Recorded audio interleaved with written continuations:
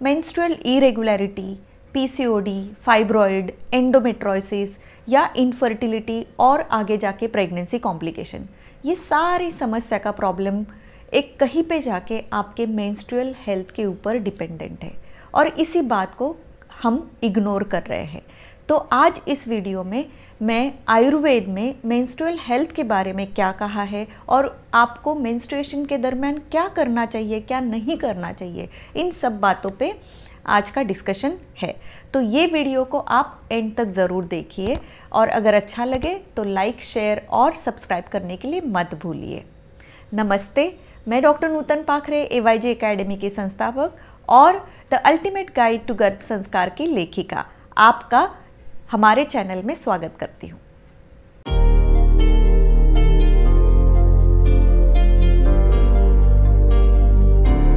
सबसे पहले हमें ये जानना है कि मेंस्ट्रुएशन नेचुरल बायोलॉजिकल प्रोसेस है जो हर एक लड़की में 12 से 13 साल के उम्र में शुरू होती है। हर महीने एक एग मैच्योर होके ओवरी से निकल के फैलोपियन ट्यूब में आता है। 2 से 3 दिन रुकता है ताकि स्पर्म आए और फर्टिलाइजेशन हो जाए, बट ये हर महीने तो नहीं पॉसिबल, इसीलिए वो अंडा आगे जाके गर्भाशय में आके गर्भाशय में जो एंडोमेट्रियल टिश्यू है वो भी उसके साथ बाहर निकलता है और उसी को हम मेंस्ट्रुअल ब्लीडिंग कहते हैं।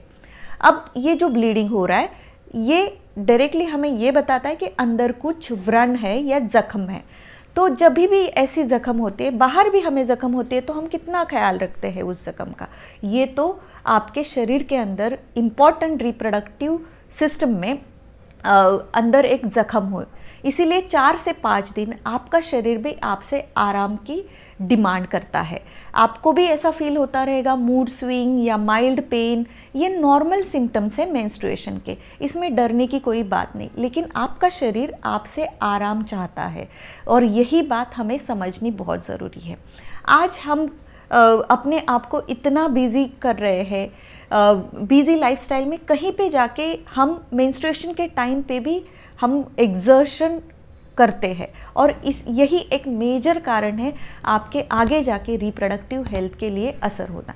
तो जो मैंने शुरू में कहा कि PCOD, fibroid, endometriosis, infertility, pregnancy complication, ये सभी चीज़ें उसी का परिणाम है। कहीं पे जाके हम इस बात को, मेंस्ट्रुअल हेल्थ को कहीं पे इग्नोर कर रहे हैं। आपने सुना होगा कि पहले के ज़माने में इवन आपकी नानी दादी ये बताती होगी कि आराम करो या किचन में भी आप थोड़ा सा कम ही जाओ, आपको खाना अलग से दिया जाता था।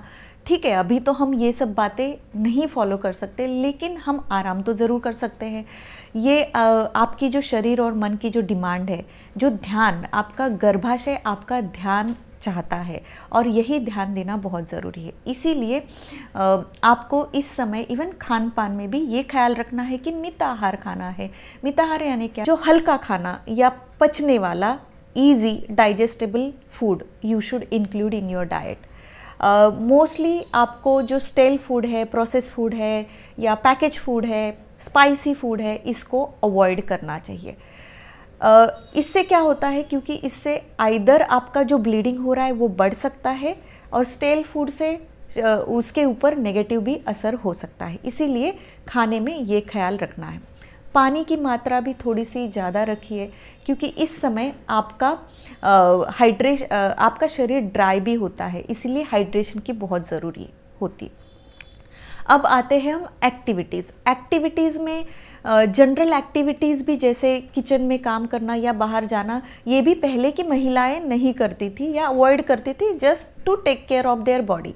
बट आज हम वो अपने आप को नहीं रोक सकते काम के लिए जाना, इवन मेंस्ट्रुअल लीव भी हमें हार्डली मिलती है। तो इसीलिए हमको अपनी तरफ से ये सोचना है कि हमारा पहला धर्म हमारे शरीर की तरफ ये है कि हमारी हेल्थ का ख्याल रखना। इसीलिए आप अपनी इस एक्टिविटी को जितना हो सके उतना कम करिए, क्योंकि एक्सर्शन आपको कम करना है। आपका reproductive system is under construction, मतलब ये आपके शरीर को बना रहा है, ये डिटॉक्सिफिकेशन की प्रोसेस आपके शरीर में चल रही है। तो इस समय अगर आप ये पूरा ध्यान रखेंगे तो ज़रूर आपकी रिप्रोडक्टिव हेल्थ पे पॉजिटिव इम्पैक्ट पड़ता है। अब हम देखते हैं कि एक्टिविटीज़ में हम और ऐसा क्या इंक्लूड करें, क्योंकि पूरे के पूरे आराम या सोते ही रहना ऐसा तो हम कर नहीं सकते आज।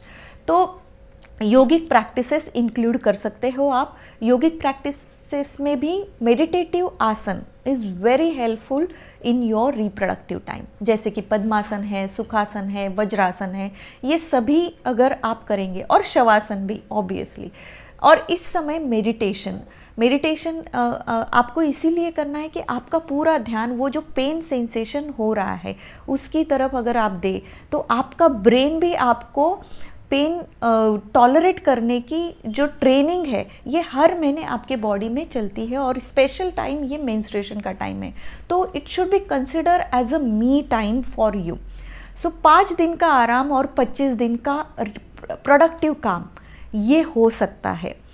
तो इसीलिए हमारे शास्त्र में, आयुर्वेद में स्पेसिफिकली, ये काफ़ी सारा प्रूवन फैक्ट्स है कि आपका शरीर आपका जो रिप्रोडक्टिव हेल्थ है वो बनाने के लिए हर महीने तैयार करता है। अब हम इसमें इंटरफेयर करते हैं कि हम खान पान में ख्याल नहीं रखते, हम ध्यान नहीं रखते, हम बहुत ज़्यादा बिजी और बहुत ज़्यादा एग्जर्ट करते हैं अपने आप को। और एक इम्पॉर्टेंट बात है ब्रह्मचर्य को फॉलो करना। अब ब्रह्मचर्य मतलब क्या? एब्स्टिनेंस फ्रॉम सेक्स, या चरचरति ब्रह्मण, नेचुरली जो हमारे लॉ है उसको फॉलो करना। सो नेचर के साथ साथ चलोगे तो ज़रूर आपका जो शरीर है वो भी आपको साथ देगा। इसीलिए आयुर्वेद में ये पूरी जो बातें हैं, एक कंसेप्ट है रजस्वला परिचर्या, इसमें समझाया है।